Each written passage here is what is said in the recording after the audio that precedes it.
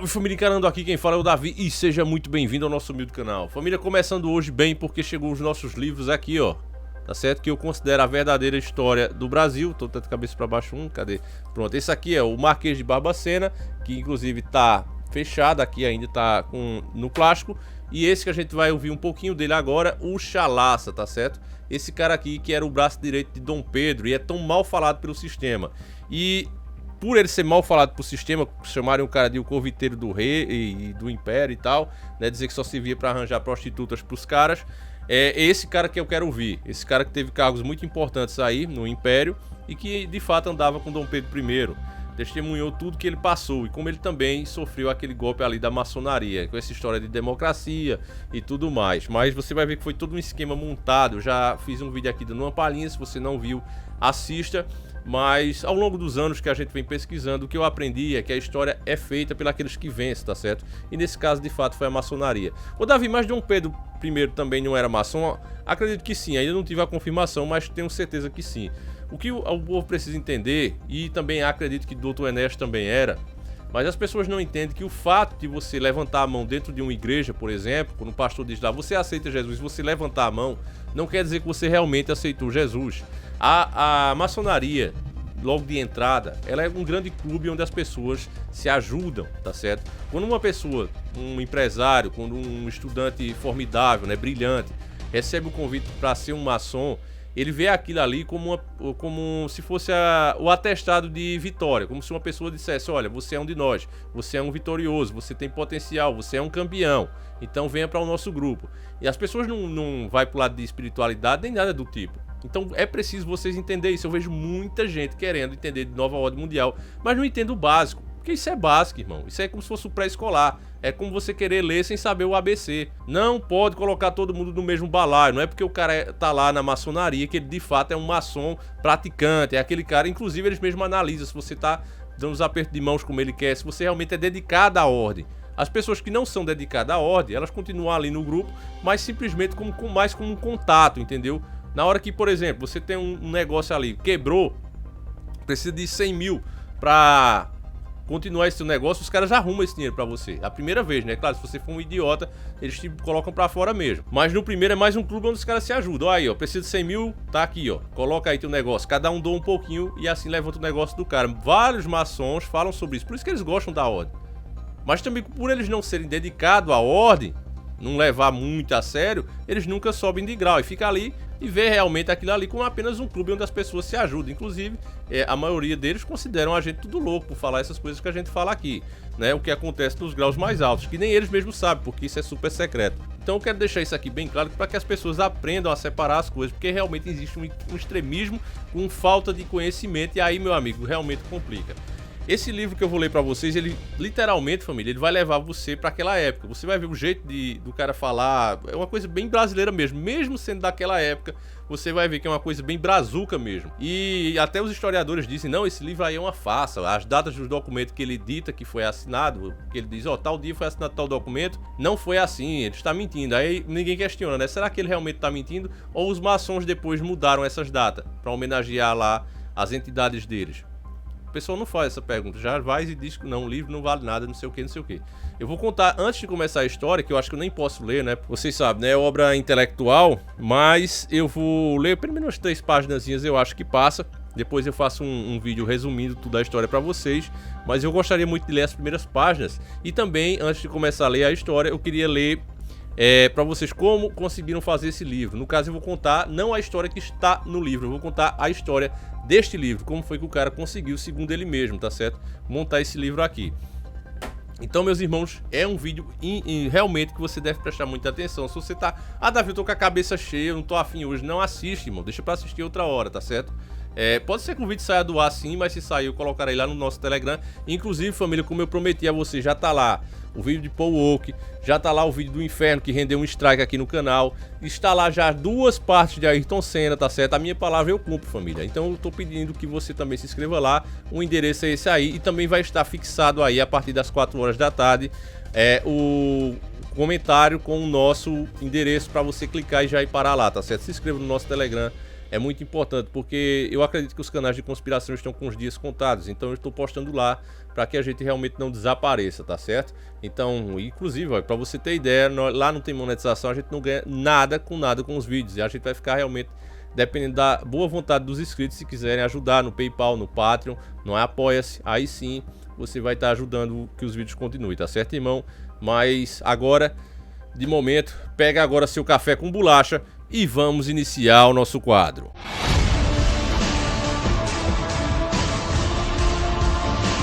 Senhores do Mundo. O livro começa com um atestado de Dom Pedro I.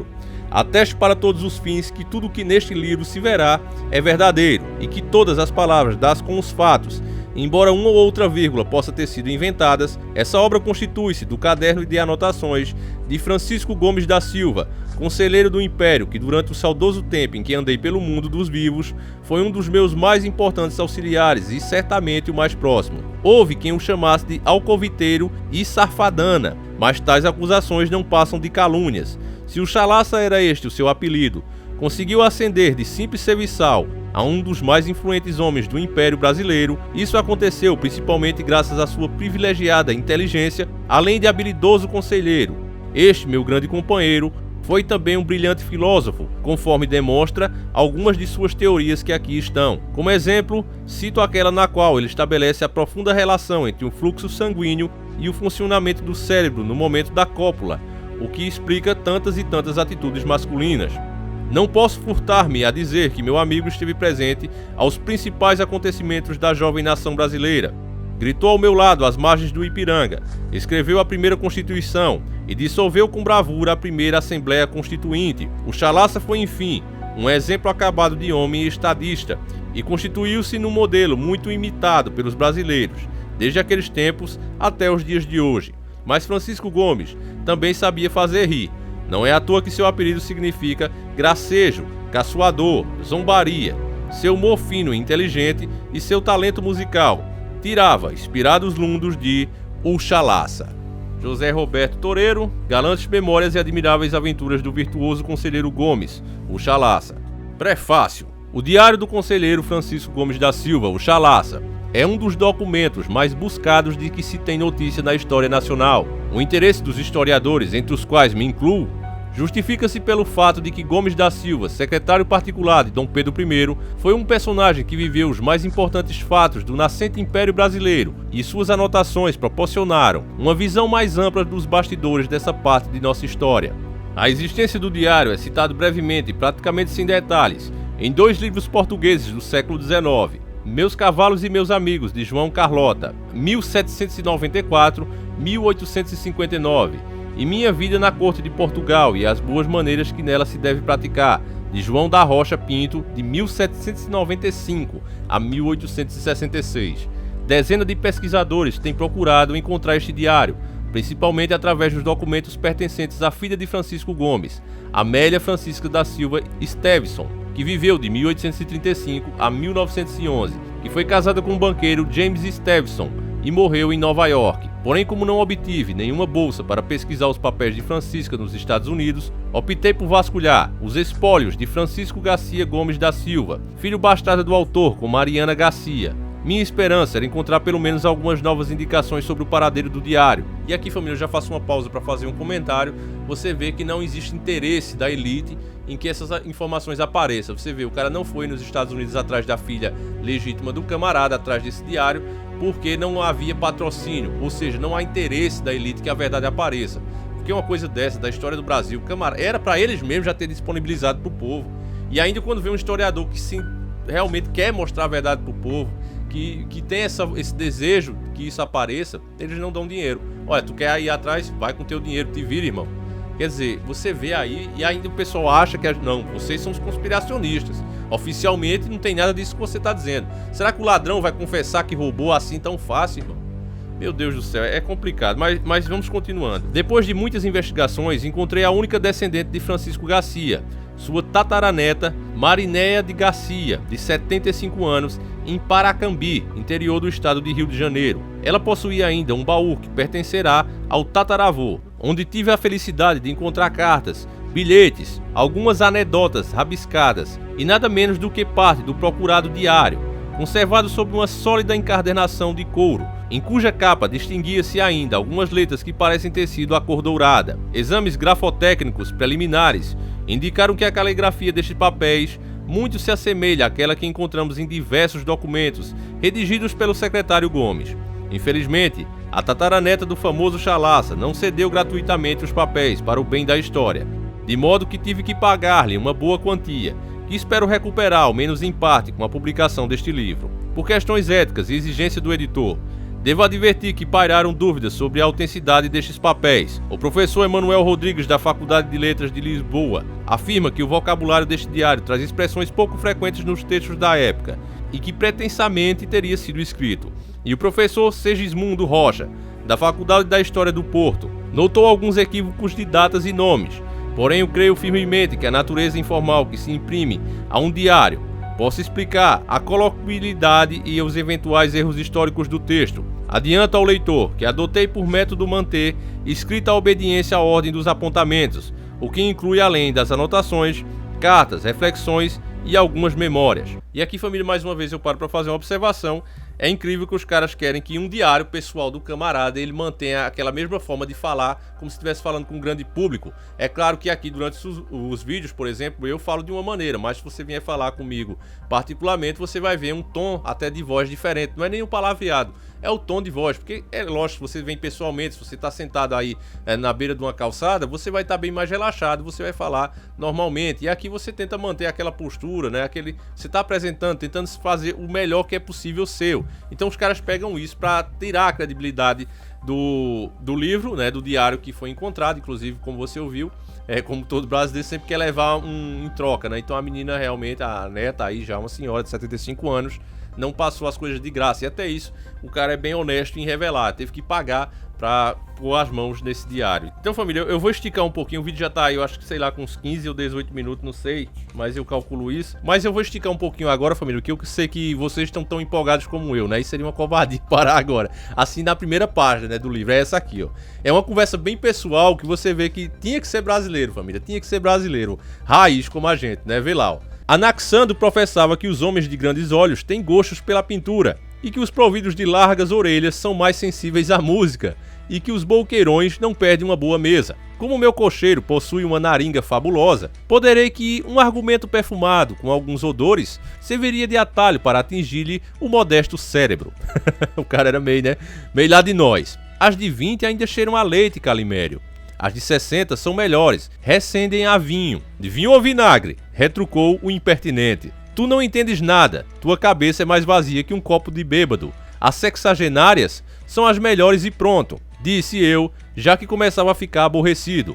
A atitude mais sensata, reconheço, seria esquecer todas as falácias e inferências vulgares proferidas pelo meu humilde cocheiro na discussão que tivemos hoje à tarde. Ainda mais porque elas não causaram o menor abalo às minhas convicções. Mas como a sensatez nem sempre prevalece, tivemos uma demorada réfrega. Para ser mais exato, tomou-me 2 horas e 23 minutos. Isso explica porque o calor desse debate e o da sopa de ervilhas que tomei há pouco ainda não deixou o meu espírito e porque sinto a necessidade de relatá-lo nesse caderno. Senhor, eu peço que me perdoe.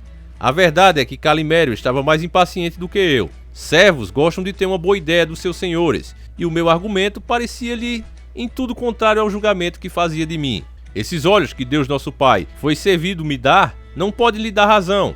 Como pode o senhor preferir uma velha a uma boa meninota de 20 anos? Está sendo injusto, Calimério.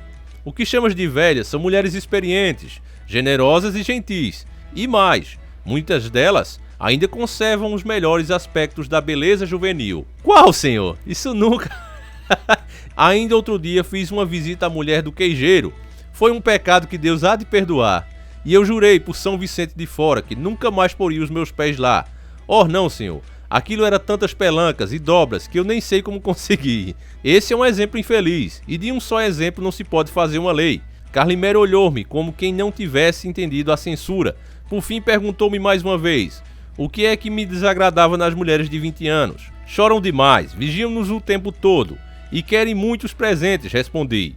Assim continuamos por um bom tempo. Calimério recorreu a vários argumentos simplórios, e até aproveitou-se de passagem de uma jovem costureira pela rua de Couceles para dar mais vida à sua defesa. A pequena quase me fez dar razão ao cocheiro, mas um senhor jamais deve ceder aos argumentos de um servo. Além disso, tenho meditado muito neste assunto ultimamente, e tenho me persuadido de que distinção, refinamento e porte vale muito mais do que um corpo bem feito. Como contragolpe à costureira, vale-me das escrituras. Enganosa é a graça, vá a formosura. Calimério calou-se frente às santas palavras. Aqui, família, você vê que ele usou a Bíblia, né? Pelo que eu entendi, ele usou a Bíblia para conseguir ganhar aqui o debate. Aproveitei-me minha vantagem e desferi o golpe final, dando um leve tapa na mesa, que significava o fim da discussão. Ainda que me trouxesses agora 3 formosas ninfas de 20 anos, eu não a trocaria por uma virtuosa senhora de 60. Calimério foi-se embora cuidar dos cavalos, e eu tomei a sopa e vim para o quarto escrever isto. Notei que o correio esteve por aqui hoje, e deixou correspondência, mas não tenho tempo para ler nada agora. Uma das cartas inclusive é do meu amor. Bem será a ocupação matinal. À tarde levarei um mimo à minha querida para ver se ela melhora. Eis a carta do meu amor.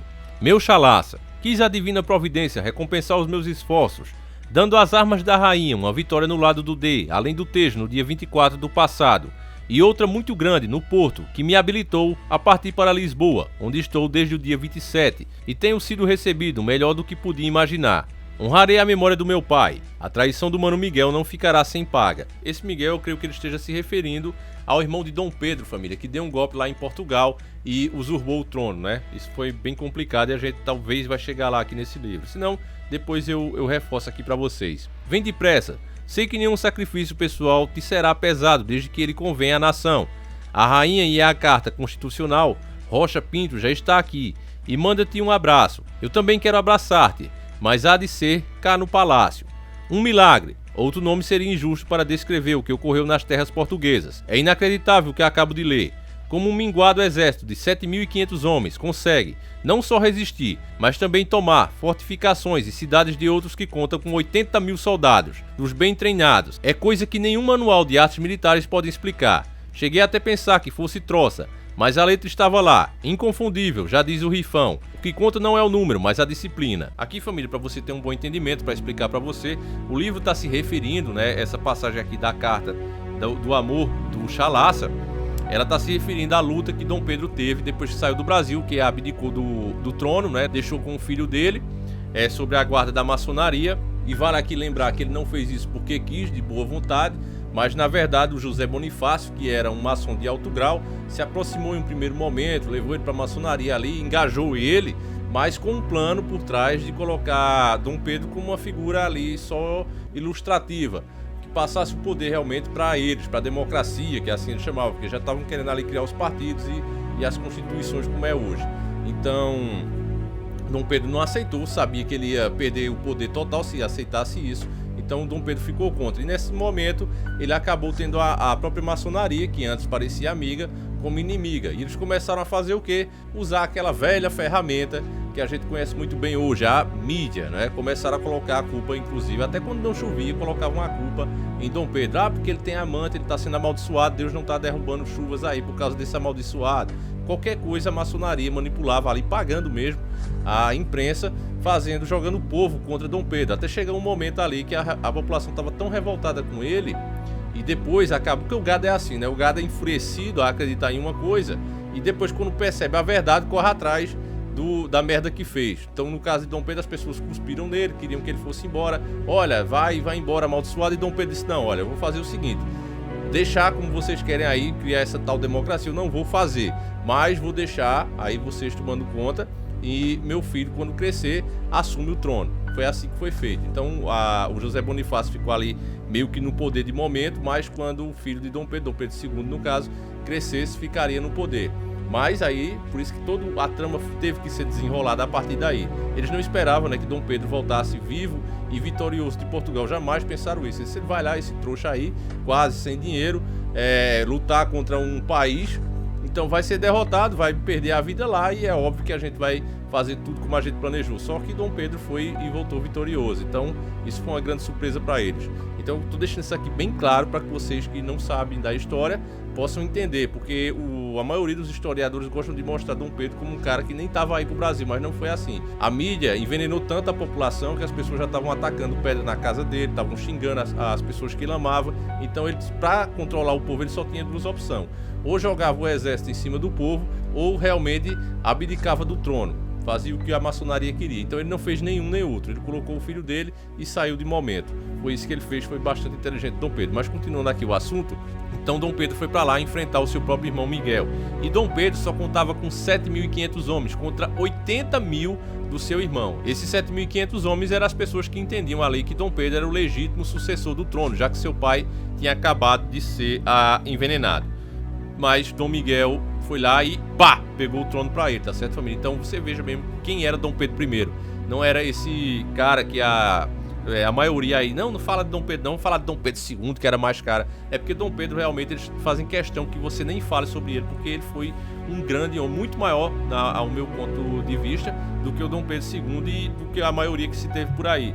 Ele realmente era um cara que lutou com esses 7.500 homens, ele estava sempre ali cuidando e na frente das tropas o cara realmente era um grande homem para ser esse tipo de gente. E provou que se ele tivesse continuado vivo, o Brasil não seria essa colônia que seria hoje. Porque você imagina, ele vai para Portugal com apenas 7.500 homens que arrumou por lá, consegue vencer um exército treinado de 80.000 homens, toma o trono. Então o que é que ia acontecer quando ele voltasse para o Brasil, que inclusive ele já tinha recebido a carta do povo pedindo que ele voltasse? Então já pensou o que é que essa nação seria? Se ele teve peito para invadir Portugal, o que ele faria com essas outras nações bandidas aí que vêm se aproveitando do Brasil? Ele já tinha deixado claro aqui, ficou provado com esse ato dele, que ele era um cara sangue no zóio e que se viesse para cima do Brasil, ele ia botar os bichos, não ia entregar tudo assim fácil como eles queriam. Então não era mais possível.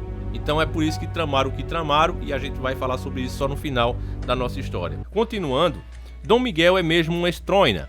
Bastava ter aceitado a mão da pequena Maria da Glória, como propôs Dom Pedro, e hoje mandaria em todo Portugal. Meteram-lhe na cabeça que devia dar o golpe, e agora estão aí, os dois irmãos a se matar. Bom, meus irmãos, pra você que não sabe, quem ainda nada é Dom Miguel, Davi, eu tô meio perdido aí, não tô entendendo mais nada. Reforçando o que a gente já falou aí, só que esse Dom Miguel era o irmão de Dom Pedro, filho de Dom João e Carlota Joaquina. Então, quando o rei de Portugal, Dom João, morreu, né, veio a falecer, ninguém sabia que ele tinha sido envenenado. Isso foi descoberto há pouco tempo agora, já com a ciência moderna no nosso tempo. Mas quando ele veio a falecer repentinamente, alguém precisava ir pro trono. Eu acredito que isso também foi uma jogada já para tirar Dom Pedro aqui do Brasil. Tudo isso foi uma jogada, irmãos, deles, né, dos donos do mundo. Eles queriam de qualquer maneira tirar Dom Pedro do trono aqui do Brasil. Então tiraram Dom João da jogada para que ele tivesse que ir para Portugal assumir. Só que Dom Pedro não foi. O amor dele pelo Brasil era maior do que o amor pelo Portugal. Então o que é que ele fez? Para não deixar o Brasil nas mãos deles, dos donos do mundo, ele teve uma ideia até um pouco que você pode até criticar. Ele falou pro irmão dele: olha, Dom Miguel, você fica por lá, tá certo? Você assume, fica sendo regente por enquanto. E quando a minha filha, que ainda hoje é uma criança, crescer, aí você toma ela em casamento e fica vocês dois lá. Então, seria um incesto, né? Até uma coisa que o povo vai criticar, mas eu já explico isso aí. E até uma coisa que você simplificar fica realmente complicado, porque o pai tá querendo que o tio case com a sua filha, ou seja, tá propondo um incesto pro tio. Mas na verdade, família, você tem que ver aí que era uma maneira que Dom Pedro arranjou, a única maneira de assegurar o bem do seu povo, era pelo bem de uma nação inteira. E antes da gente julgar, é bom lembrar que isso acontece até na Bíblia, né? As duas filhas ficaram lá com o pai porque realmente estava tudo perdido, não tinha mais quem casasse com elas. E eu vejo até hoje muitas pessoas criticarem. Então eu vejo que realmente existe, família, aí um emburrecimento, eu volto a repetir isso, das pessoas, porque elas não conseguem mais se pôr no lugar. Você lê um livro, você lê a Bíblia, você lê um livro como esse, você tem que se pôr naquela situação, você tem que viajar até o lugar. Se você não tem imaginação, se você não tem capacidade de fazer isso, então não leia. Peça que uma pessoa leia pra você e explique isso pra você. Porque, família, realmente pra você entender a história, você precisa se pôr na situação que o personagem narrado tá sendo posto. Não é assim, se fosse aqui... Claro, você no seu conforto, você com tantas opções e ainda de pegar a sobrinha, seria ridículo. Mas imagine que toda uma nação dependesse disso. Imagine que uma guerra poderia ser evitada por causa disso. Então, As pessoas não se põem no lugar e fazem o julgamento simples como se estivesse nos tempos de hoje. Eu vejo até outros youtubers dito, como os conspiracionistas, criticar o rei Davi. Chama o cara de assassino, bandido, mas não leva em conta que naquela época não existia uma constituição feita a nossa. Quando vai acontecer as bizarrices com você no meio da estrada, você não tinha uma delegacia pra recorrer. Era aquilo e ponto final. Então quando os caras se defendiam, o cara era assassino, o cara invadiu. Cara, eu queria mandar um cara desse, mas deixa quieto, né? Cada um fala o que tem boca, fala o que quiser. Mas continuando, devo admitir, cá no fundo, que não esperava nem mesmo que Dom Pedro saísse vivo dessa aventura, quanto mais que entrasse em Lisboa aclamado pela gente. Imagino que deve estar muito satisfeito com tudo e até gostaria de estar lá para acompanhar nessa vitória. Mas com a idade, sinto cada vez menos entusiasmo com esse negócio de guerras e rumores de guerras. Sei que estou a ser injusto, devo a Dom Pedro os mais felizes momentos da minha vida, a posição que alcancei e tudo mais, mas há motivos íntimos que me fazem preferir as rotinas de Paris, a agitação que deve estar tomando conta de Lisboa agora. Amanhã escreverei uma carta ao Rocha e outra a Dom Pedro. Espero que me compreenda. A minha querida baronesa de Lyon já estava boa de saúde hoje. Eu mesmo preparei o chá e li para ela até que o sono viesse. Contei-lhe pelo alto sobre as vitórias do nosso exército e ela ficou a um só tempo satisfeita e temerosa. Perguntei-lhe se me deixaria partir e ela disse que não. Como acordei tarde, só pude terminar hoje a carta que lhe enviei ao Rocha Pinto. A de Dom Pedro ficou para amanhã. Depois da refeição, fui visitar a baronesa e a encontrei melhor. Embora com uma tosse muito incômoda, li para ela a carta do meu amor e algumas páginas do mesmo romance de ontem. A hora de sair, chegou a sua aia com uns biscoitos e eu aproveitei para ficar mais uns minutos. Essa é a primeira vez que vejo assim adoentada desde que nos conhecemos no dia em que Dom Pedro ofereceu aquele jantar. A partida pela Bela Ilha, eu acho que é isso, família, é um lugar, né? Pelo jeito é na França. Naquela noite, ela estava séria e com um imponente vestido negro. Logo suspeitei que fosse a famosa viúva do industrial Wilkes Tempes, de cuja morte repentina muito se falava naqueles dias. Depois que fomos apresentados, procurei ficar ao lado dela e consegui o convite para sua festa de aniversário. 6 jantares, 2 óperas e 3 diamantes depois, conquistei seu coração. Desde então poderia dizer que temos sido como 2 jovens namorados. Isso se a soma das nossas idades não subisse os 102 anos. Francisco, tu tens sido tão bom comigo que eu só peço a Deus que me dê mais tempo de vida para retribuir todo esse afeto. Sempre há um modo de retribuir os favores, minha querida, estando nós aqui nesta terra ou não. Eu sei, tu estás falando naquela nossa promessa de deixarmos alguma coisa um para o outro depois que morrermos. Para mim será uma coisa inútil. Se tu morreres, me mato. Não diga tolices. Até já te ditei o meu testamento. Queres saber o que te deixarei? De ti só quero amor. É toda a riqueza que um pobre como eu pode desejar. Tu brincando novamente. Como pode ser pobre um conselheiro de um rei como Dom Pedro? A baronesa nada suspeita das enormes dívidas que fizemos para organizar o nosso pobre exército. Nem tampouco sabe que a minha pensão anual se havia convertido. Por que tenho que me lembrar disso? Em fundo para as despesas de guerra. Para ela, Dom Pedro I é como um raio de sol, temporariamente afastado do trono que lhe é de direito. Evidentemente, não lhe expus a delicada situação das nossas contas. Aos namorados convém falar apenas de amor. Eu me refiro a uma pobreza mais dolorosa que a pobreza material. É a miséria de viver longe desse teu olhar e a penúria de ouvir qualquer outro som que não seja o da tua voz. A desgraça de não poder te presentear agora com toda a minha riqueza por causa dessa guerra vil que oprime o meu povo. Tu és nobre, tu és a coisa mais importante que já me aconteceu. Ao dizer isso, Mary Louise tomou-me as mãos e passou a olhar-me com grande ternura, enquanto acariciava. Eu, de minha parte, mantinha os meus olhos fixos nos dela, afetando aquele tipo de expressão elevada que precede a maioria dos beijos. Como ela estivesse ainda acamada e com dores nas vértebras, coube a mim a tarefa de inclinar o tronco e fazer com que os nossos lábios se tocassem. Não sei se isso ocorre a todos, talvez pergunte a Calimério amanhã, mas sempre que me acontece de estar numa situação anticoito como a de agora há pouco, sou torturado pela dúvida e não sei se devo gastar mais alguns momentos com beijos ou se já posso passar a dar-lhes beliscões. Quero dizer, isso nunca me acontece quando estou com uma senhora de menor condição, mas ali eu estava diante, mais sobre do que diante, de uma baronesa, da baronesa de Lyon, a nobre mulher a quem devo propor casamento dentro de alguns dias, e isso torna-me um pouco hesitante. 2 minutos depois, eu já estava a movimentar nervosamente os meus dedos, tentando desabotar os botões prateados do meu roupão branco de cetim, até ver despontar diante de meus olhos aqueles já conhecidos montes sardentos que meu conceito de beleza normalmente desaprovaria, mas que adquirem certa graça quando penso no agasalho que me poderiam propiciar. Quando terminei de a conhecer, como diria o autor de Pentateuco, ainda ficamos deitados por uns bons 3/4 de horas, nos quais ela me perguntava dezenas de vezes se eu amava. Falei principalmente das viagens que havemos de fazer depois que a bênção do Altíssimo consagrar nossa união. Saí da casa da minha baronesa por volta das 7h30. Como já é um pouco tarde, não vou pensar em Dom Pedro. Amanhã devo procurar por o agiota. P. Quero ver se arrumo algum dinheiro para comprar uma sacola que oferecerei à minha bem-amada. Esse mimo será o prelúdio do meu pedido de casamento. Os estudiosos da matéria concordam que a joia é indispensável quando se quer alcançar o favor de uma mulher de condição superior. E não é outro o meu caso. Farei esta dívida, mas conto pagá-la até setembro, quando teremos voltado da nossa viagem nupcial. Bom, família, o vídeo já ficou gigante, né? Eu não queria nem ter chegado tão longe, mas você vê que a história ela vai contagiando a gente vai querendo saber mais e mais e mais. Mas um ponto que eu quero destacar aqui com vocês é essa parte que, hoje em dia, toda pessoa que a gente vê entrar na política, o cara se arma logo, fica logo rico, começa logo a comprar carro esportivo, fazendas, mansões e tudo mais. E você vê que os nossos primeiros, vamos dizer assim, governantes, né, que no caso aí era império ainda, mas você vê que esse pessoal que tomava conta do dinheiro do povo naquela época era mais honesto. Você vê aí o Dom Pedro I, vê o Chalaça como secretário dele. Os caras eram para estarem podres de rico, mas ao contrário, estavam ali sofrendo, não é? Não tinham feito aí como esses políticos aí, colocam logo o dinheiro na conta e depois que sai do cargo não estão nem aí mais porque já tem uma conta aí bilionária muito gorda, não é, família? Só comendo dinheiro aí do povo.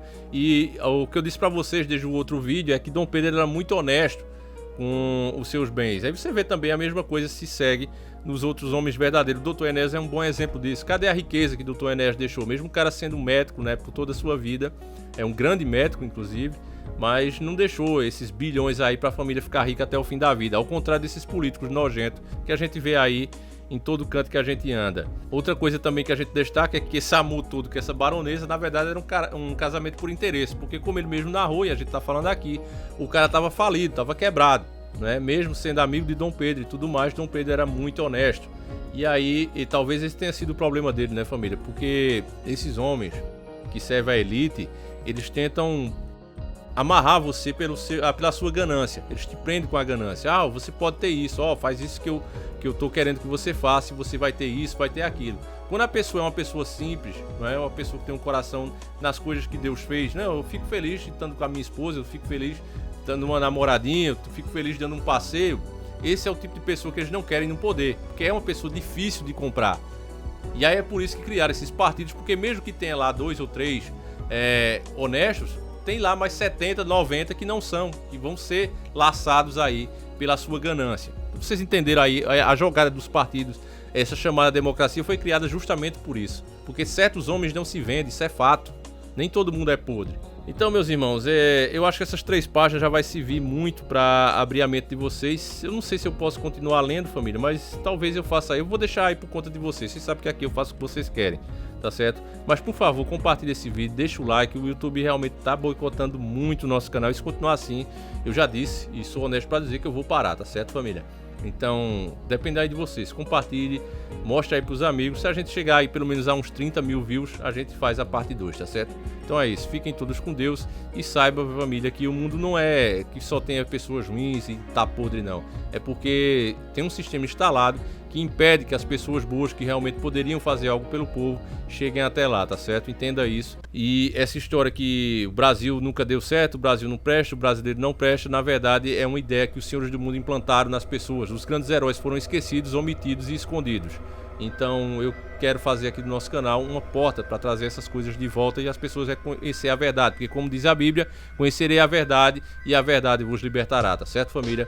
Temos aí uma história com muitos heróis e heróis esquecidos. Então fiquem todos com Deus, um abraço e tamo junto.